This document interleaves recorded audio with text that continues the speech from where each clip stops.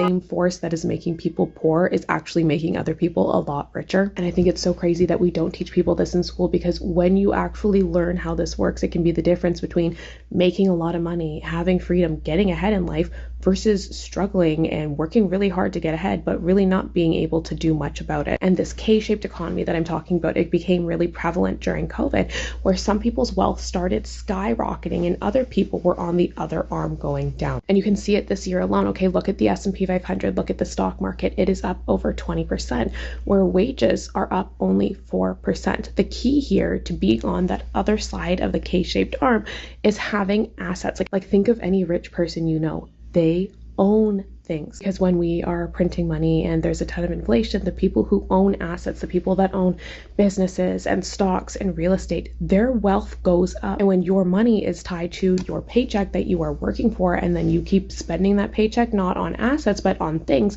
you're actually just making the people that own all the assets richer. You know, I really feel bad for my generation, Gen Z, because we're really put in a tough spot to try to make it to the same milestones that our parents did at our ages. Used to be able to work a 9 to 5 and be able to afford living comfortably. Now a 9 to 5 is not enough. Being able to save and budget used to actually be attainable. Now it's not. Now more than 80% of our check goes toward our rent, and the scraps that we have left, good luck trying to pay that with your other bills. This economy is screwed, the job market's screwed. I think we're all pretty screwed at this point. Stop telling young people to build wealth in their 20s when they can barely build a sandwich with the money they make right now. Because what are young people supposed to harvest? Hope? Tears? Vibes? Like what? Because in this economy, the only thing young people can really harvest is anxiety and overdraft fees. One day, you'll own nothing and you'll be happy. That's the direction we're headed, with never-ending payments and never-ending subscriptions with never-ending price increases. And now, to fix affordable housing, we have the 50-year mortgage plan. It's almost like they want to work us to death. Because to be able to pay a 50-year mortgage loan, I can only imagine they're going to need to raise the retirement age. And if we're going from 30-year mortgage loans to 50-year mortgage loans, I guess we're going to go from retirement age being 67 to retirement age being 87. No thanks. I'd rather live in this. And that's my chicken coop. So if anyone tries to tell you that the ultra wealthy are actually good for the economy and society and for job creation, you can tell them about Boeing, whose CEO currently makes $32.8 million a year.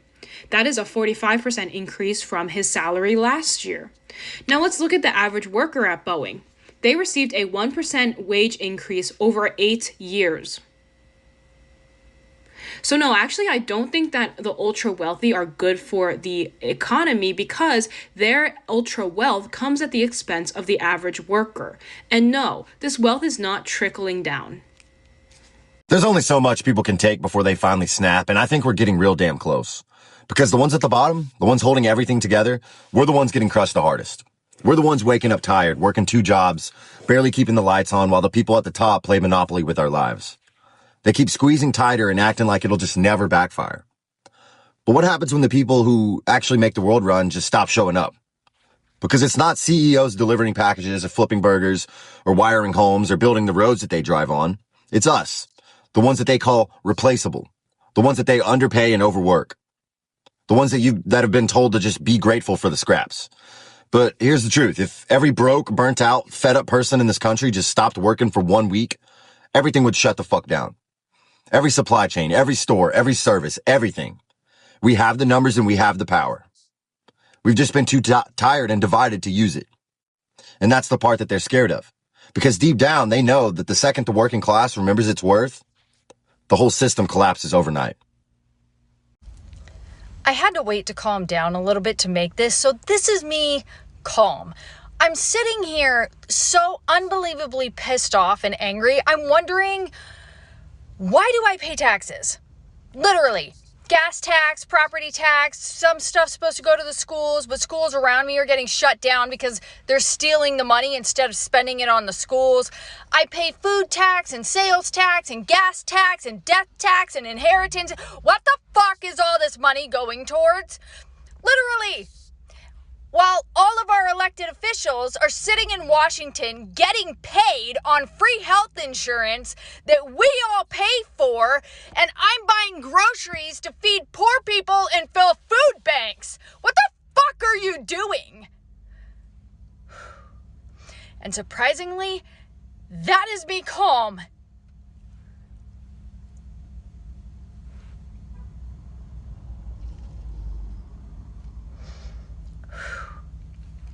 I am disgusted. Absolutely disgusted with our country. And it is not Republicans or Democrats. They are wings on the same bird. Pull your head out of the sand. They don't care. They don't care at all. Every single one of them should be fired. All of them. I don't even care at this point. All of you are trash. The new American dream is to leave America. That's the new American dream. You know, I've been following people on TikTok who have moved to other countries, and there's one guy I follow. He moved to Thailand 6 years ago, and he said the number one question he used to always get from his friends was, "Why are you leaving America?"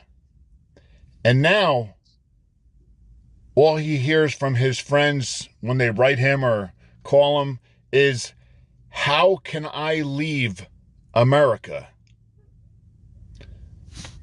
It's funny how things have changed so much in 6 years. Not funny. Sad. Really sad how things have changed in 6 years. I mean, this is now the third world country. America is a third world country. Isn't that nice? We all now live in a third world country. Sick. And it ain't getting any better.